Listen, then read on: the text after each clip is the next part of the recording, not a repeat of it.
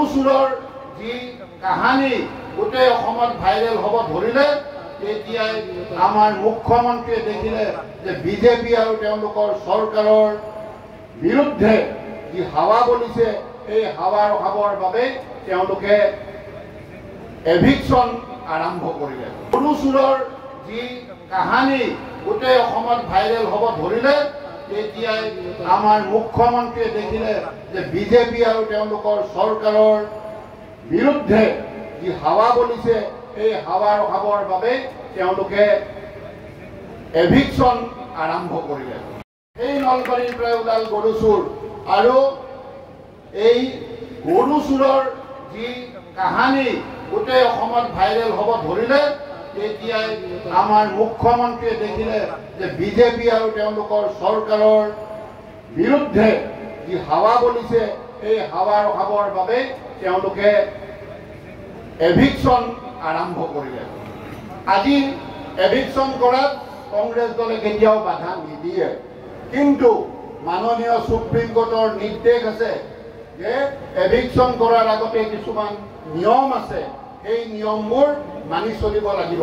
যেনে এভিকশ্যন কৰাৰ আগতে তেওঁলোকক কোন জেগাত তেওঁলোকক অল্টাৰনেটিভ মাটি দিব বা সেই সময়ত যদি কোনোবা ল'ৰা ছোৱালী শিক্ষাগত অৱস্থাত আছে তেওঁলোকে ক'ত শিক্ষা ল'ব এইবোৰ চিন্তা কৰি তাৰপিছত এভিকশ্যন কৰে।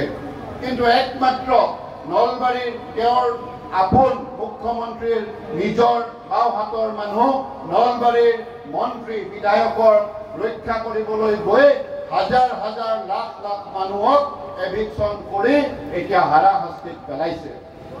আজি জাতি মাটি ভেটিৰ কথা কৈ চৰকাৰ বনাইছিলে, কিন্তু যি জাতি মাটি ভেটিৰ কথা কৈ চৰকাৰ বনাইছিলে আপোনালোকে জানে যে আজি পলাশবাৰীত প্ৰায় 2300 ঘৰ মানুহ মিচিং, কাৰ্বি আৰু বড়ো মানুহ তেওঁলোকে উচ্ছেদ কৰি তাতে ছেটেলাইট চিটি বনোৱাৰ কথা চিন্তা কৰিছে।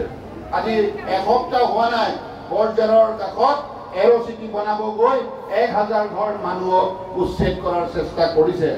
আৰু এয়া এনেকুৱা নহয় যে এৰো চিটিৰ কাৰণে উচ্ছেদ কৰিছে, এয়া মুখ্যমন্ত্ৰীয়ে তেওঁৰ পত্নীৰ কাৰণে বিভিন্ন ব্যক্তিৰ নামত সেই অঞ্চলত যি মাটি ক্ৰয় কৰিছিল সেই মাটি যাতে এৰো চিটিত ইনভেষ্টমেণ্ট হৈ তাৰ মূল্য যাতে 100 গুণ বৃদ্ধি হয় পাবৰ কাৰণে হেৰি কৰিছিল।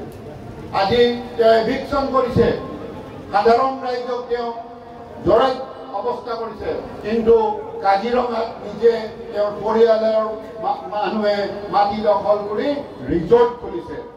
আজি আমাৰ নেতা ৰাহুল গান্ধী ডাঙৰীয়াই কৈ গৈছে যে আজি আপোনালোকে তেওঁৰ মুখখন চাব, মুখ্যমন্ত্ৰীৰ মুখখন চাব। আজি বেছি দিন নাই যেতিয়া কেন্দ্ৰত আৰু অসমত কংগ্ৰেছৰ চৰকাৰ হ'ব, এদিন এই মুখ্যমন্ত্ৰী হিমন্ত বিশ্ব শৰ্মা জেললৈ যাব লাগিব। আৰু আমি আমাৰ নেতা অসমৰ গৌৰৱ গগৈ এটা কথা কৈছে, যুঁজ এখন হ'ব।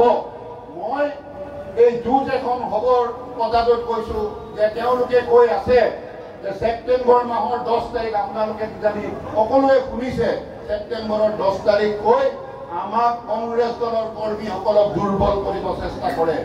আমি কৈছো তেওঁলোকক আমাৰ নেতা গৌৰৱ গগৈ কৰিছে 1 ছেপ্টেম্বৰৰ পৰা আমি এনেকুৱা প্ৰগ্ৰেম ল'ম যে তেওঁলোকৰ বিজেপি চৰকাৰৰ নিদ্ৰা হৰণ হ'ব আৰু যুঁজ এখন আমি কৰিম। আমি যুঁজিম আৰু আমি জিকিম। আৰু এই লৈ আমাৰ যিদিনাখন প্ৰেছ বিজ্ঞাপনত সুধিছিলে যে আপোনালোকে 10 ছেপ্টেম্বৰৰ কি কৰিব, আমি কৈছো 10 ছেপ্টেম্বৰ বাদ দিয়া, আগষ্টৰ 15 তাৰিখ আমাৰ যি তিৰংগা যাত্ৰা, এই তিৰংগা যাত্ৰাৰ পিছত আমি এনেকুৱা কৰ্মপন্থা ল'ম, আমাৰ জিলাসকলে আমাৰ ব্লকসকলে আমাৰ মণ্ডললৈকে এই কাৰ্যসূচী যাব আৰু ছেপ্টেম্বৰ মাহত আমি বিজেপি দল আৰু এই চৰকাৰৰ নিদ্ৰা হৰণ কৰি দিম। 1 তাৰিখৰ পৰাই আমাৰ কাৰ্যসূচী আৰম্ভ হ'ব আৰু আপোনালোকৰ সমৰ্থনত গোটেই অসমতে এই কাৰ্যসূচী চলি থাকিব। আজি